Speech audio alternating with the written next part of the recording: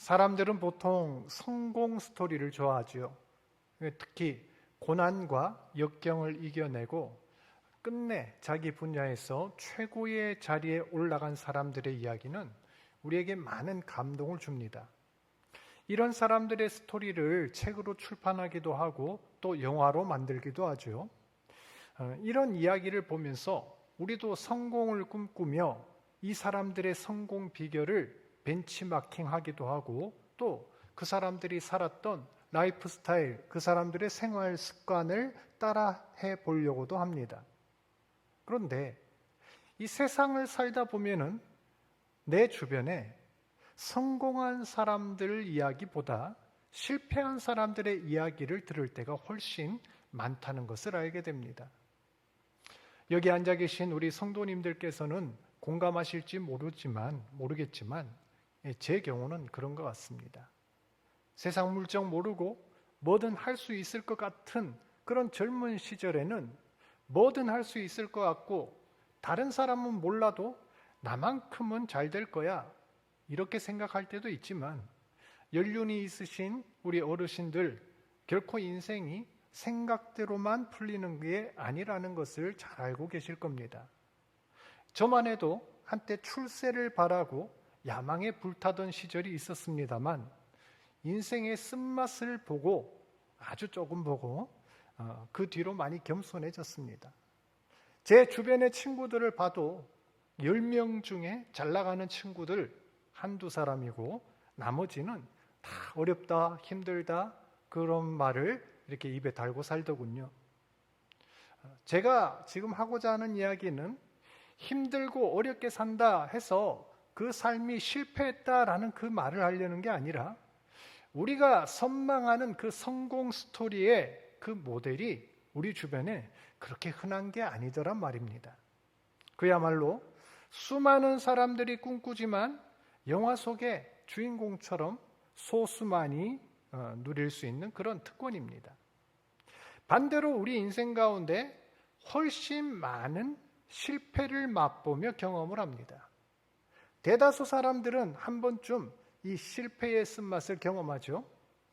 대학 입시에 실패해서 재수를 하는 사람도 있고 대학에 들어가서도 시험에 실패해서 학사 경고, F학점을 받기도 합니다.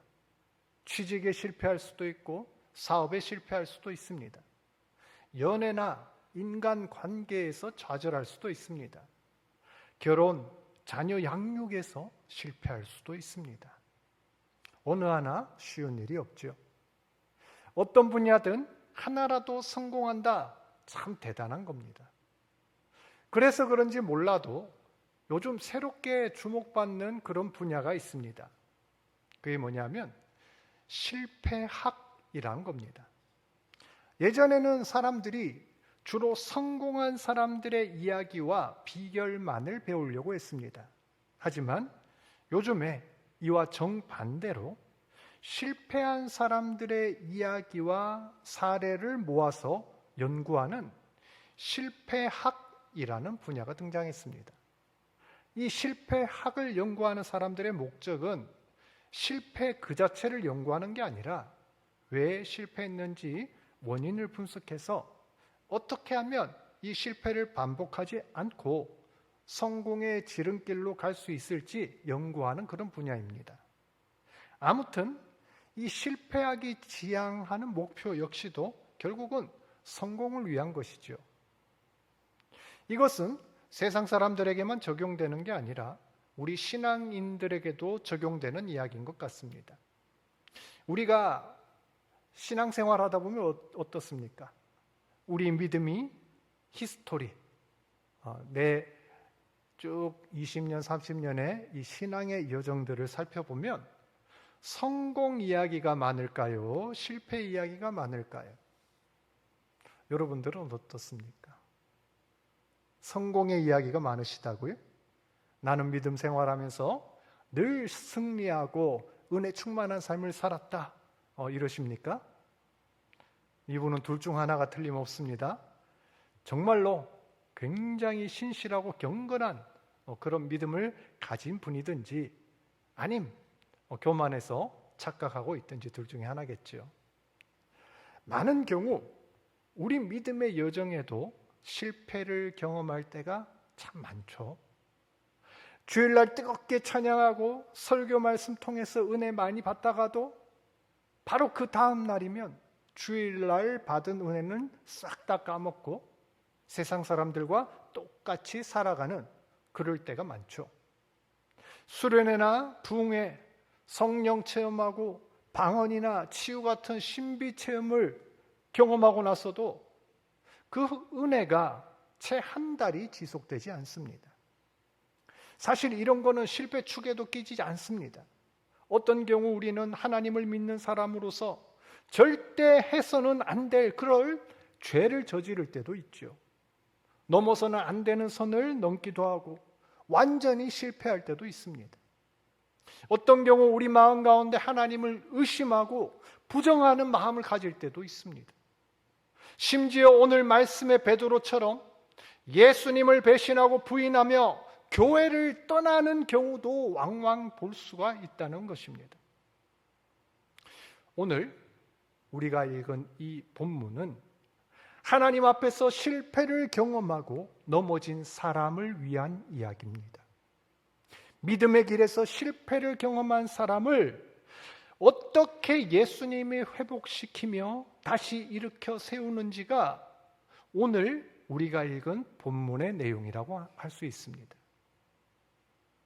사실 이러한 내용은 성경 전체를 흐르는 주제와 같은 것입니다. 성경 66권을 한마디로 요약하면요, 인간의 실패 그리고 하나님의 회복입니다. 성경은 인간의 역사가 애초부터 실패로 시작했다라고 증언합니다. 그것은 바로 에덴에서 아담과 하와가 죄로 인해 쫓겨난 사건입니다. 인간은 끊임없이 실패합니다. 하나님의 명령을 어기고 타락하며 점점 더 깊은 죄의 수렁 가운데로 들어갑니다. 성경에 나오는 신앙의 인물들을 한번 보십시오. 우리는 성경에 나오는 인물들이 우리하고는 차원이 다른 참 대단한 사람들이다라고 생각할 때가 많죠. 믿음의 조상 아브라함, 꿈의 사람 요셉, 위대한 지도자 모세, 다윗, 베드로, 바울 등등 우리는 이 사람들을 믿음의 성공 사례로 여기고 그들을 닮으려고 노력합니다. 하지만 이 사람들의 생애를 조금만 자세히 살펴 들여다보면 이 사람들의 삶 역시도 우리와 마찬가지로 수많은 실패로 채워져 있음을 알 수 있습니다. 이 사람들이 하나님의 일을 감당할 수 있었던 것은 이 사람들이 결코 성공적인 삶을 살아서가 아니라 연약하고 죄투성이며 실패하고 넘어지는 경험을 했던 사람들이지만 하나님께서 회복시키시며 끝내 실패를 딛고 일어설 수 있는 은혜를 주셨기 때문입니다. 이스라엘 백성들 역시 마찬가지입니다. 구약을 보면 이스라엘 백성들은 결코 성공적인 하나님의 백성이라고 할 수가 없습니다. 엄밀하게 따지면 이스라엘 민족의 역사는 실패의 역사입니다. 하나님 말씀에 순종하고 축복을 누렸던 시대는 손에 꼽을 정도로 짧습니다. 나머지는 맨날 우상 숭배하고 반항하고 불평하고 포로로 잡혀가고 정말 구약을 읽다가 보면 도대체 이해가 안 될 정도로 아주 엉망인 역사가 이스라엘 역사입니다. 성경은 한마디로 인간의 실패로 가득 찬 그런 책입니다. 성경이 우리에게 주는 교훈은 인간 스스로는 그 실패를 바로잡을 능력이 없다는 것입니다. 실패할 수밖에 없는 존재, 이것이 성경에서 말하는 인간의 모습입니다. 요한복음 21장, 여기서 예수님께서는 부활하신 다음에 제자들에게 세 번째로 자기의 모습을 나타내십니다. 예루살렘에서 2번 나타나셨고요, 오늘 디베랴 호숫가, 즉 갈릴리 바닷가에서 세 번째로 나타나셨습니다. 제자들은 지금 갈릴리에 내려와 있습니다. 오늘 본문의 제자들은 모두가 부활하신 예수님을 한 번 이상 본 사람들입니다. 예수님께서 친히 손과 발을 보여주시며 제자들을 하나님께서, 아버지께서 나를 보낸 것처럼 내가 너희를 보낸다, 이렇게 파송하셨습니다. 하지만 제자들은 여전히 무엇을 해야 할지 감을 잡지 못하고 있습니다. 불과 몇 주 전까지만 해도 예수님을 따라다니며 세상을 다 얻을 것처럼 생각했던 제자들이 앞으로 뭘 하고 살아야 될지 막막한 가운데 있습니다. 어찌 보면 몇몇 제자들이 이전에 자기가 하던 그 직업, 고기 잡는 업으로 돌아간 것은 굉장히 자연스러운 결정이었을 겁니다. 제자들은 여기서 첫 번째 실패를 경험합니다. 예수님과 함께 사람 낚는 어부의 길로 들어섰던 제자들이 다시 후퇴하여 그냥 고기 잡는 어부가 된 것입니다. 부활하신 예수님도 어디로 가셨는지 사라지셨고, 그들은 지금 내 생계라도 해결하기 위해 다시 고기를 잡기 시작합니다. 하지만 어찌된 일인지 자신들이 가장 자신 있어 하던 그 일, 고기 잡는 일에서조차 실패를 경험합니다. 밤새도록 그물을 던졌지만 한 마리도 잡지 못한 것입니다. 지친 몸과 마음으로 이제 포기하고 그물을 걷어들이려는 그 순간 예수님이 제자들을 찾아왔습니다. 그리고 배 오른편에 그물을 던져라, 이렇게 말씀을 하죠. 아니, 오른편이든 왼편이든 그게 무슨 상관일까요? 방금 전까지 이쪽 저쪽 수없이 그물을 던졌는데 지금 한 마리도 못 잡은 고기가 또 오른편에 던진다고 해서 있을 리가 만무합니다. 하지만 제자들은 혹시나 하는 마음에 그물을 던집니다. 그런데 그 결과 그물을 끌어올릴 수 없을 정도로 많은 물고기가 잡혔습니다. 제자들의 실패가 순식간에 성공으로 바뀐 것입니다. 이 장면은 제자들이 예수님을 처음 만났을 그때와 굉장히 흡사합니다. 누가복음 5장에서 베드로는 예수님 말씀을 따라 깊은 곳에 그물을 던졌고 그물이 찢어질 정도로 많은 고기를 잡았던 경험이 있습니다.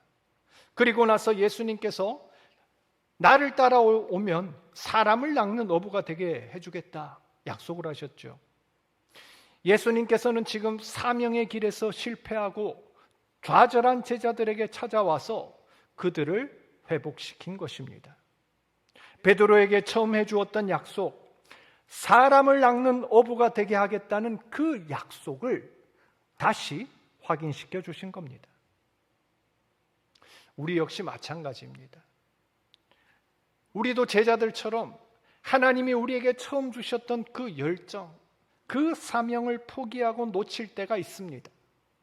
나의 무능력으로 인하여, 풀리지 않는 주변의 상황 때문에, 주변에서 나를 괴롭히는 사람들 때문에 자포자기하고 이전의 삶으로 돌아가려는 그런 유혹을 받습니다. 그때 하나님께서 말씀하십니다. 이제 내 말을 들어보지 않겠니? 네가 하려는 그 방법 말고 내 방법대로 한번 그물을 던져보지 않을래? 나의 의지를 하나님 앞에 내려놓을 때 어깨에서 내 힘을 빼고 예수님의 말씀에 순종하여 오른편에 그물을 던질 때에 우리는 놀라운 기적을 경험하게 됩니다. 나의 성패의 자리가 바로 하나님의 성공의 자리로 바뀌게 되는 겁니다.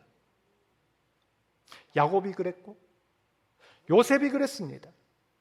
모세 역시 40년 동안 미디안 광야에서 도망자 생활을 한 후에야 비로소 하나님이 쓰실 만한 지도자가 되었습니다.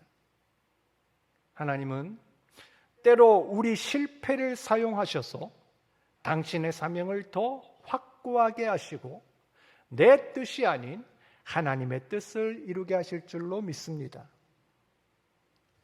둘째로 예수님께서는 제자들 마음속에 남아있던 죄의 기억들, 상처들을 치유하고 회복시켜 주십니다. 구절을 보시면 예수님께서는 손수 숯불에다가 생선과 떡을 구워서 제자들의 아침 밥상을 마련해 주십니다. 자고로 사람들과 관계를 회복하는데 같이 밥 먹는 것보다 더 좋은 방법은 없는 것 같습니다. 그래서 예부터 우리 어른들이 밥 한번 먹자 뭐 이렇게 인사치레로 그렇게 말씀하셨던 것 같아요. 함께 식사를 하고 밥상에 참여를 하면 어느샌가 마음이 풀리고 좋은 분위기가 만들어집니다. 우리는 같은 밥상을 통해서 서로를 향한 정과 사랑을 느끼게 되는 거죠. 예수님께서는 지금 제자들을 위하여 손수 아침 밥상을 차려주고 계십니다. 저는 이 구절을 읽을 때마다 참 제자들을 사랑하시는 그 예수님의 애틋한 마음에 감동을 하게 됩니다. 지금 예수님께서는 이전과는 다른 영광스러운 부활의 몸을 입고 계십니다. 이제 좀 있으면 하나님께로 올라가 영원히 보좌 우편에 앉아 세상을 다스릴 것입니다. 그런 분이 지금 일일이 불 피우고 떡과 생선을 손질해서 어찌 보면 귀찮고 하찮은 일들을 손수 행하고 계십니다.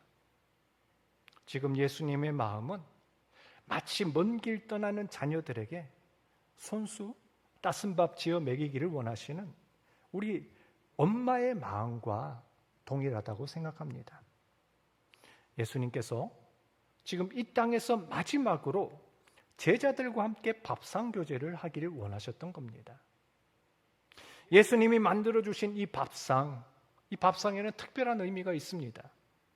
예수님께서 이 음식들을 마련한 장소가 바로 숯불 옆이기 때문입니다. 그래도 이런 의미 있는 식사라면 좀 격식을 갖춰서 테이블이라도 또 이렇게 좀 놓고 이렇게 정찬을 이렇게 하면 어땠을까? 왜 하필 그냥 숯불에 그냥 이렇게 대충 이렇게 하셨을까? 우리는 그 힌트를 요한복음 18장에서 얻을 수 있습니다. 예수님께서 잡히시던 날 밤에 베드로가 결정적인 잘못을 저지르죠. 뭡니까? 제사장의 계집종이 당신 예수랑 합해지 이렇게 물어봤을 때 베드로는 예수를 모른다며 3번씩이나 부인을 합니다. 그때 베드로가 어디 옆에 있었냐? 숯불 옆에서 불을 쬐고 있었습니다. 이 숯불 앞에서 베드로는 예수님을 부인하고 저주까지 했습니다. 숯불은 베드로에게 있어서 실패의 장소이죠. 숯불을 볼 때마다 베드로는 예수님을 배신했던 그때 기억이 생생하게 떠올라 나는 더 이상 제자의 자격이 없다 이렇게 생각했을 것입니다. 그런데 예수님께서는 지금 베드로와 함께 숯불 앞에서 식사를 하심으로 과거의 모든 나쁜 기억들, 마음의 상처와 죄책감들을 사랑으로 치유하고 계십니다. 이후 베드로는 숯불을 볼 때마다 예수님을 부인했던 그런 기억이 떠오르는 게 아니라 자신을 위해 손수 아침 밥상을 준비하시던 예수님의 떡과 생선을 떠올리게 될 것입니다.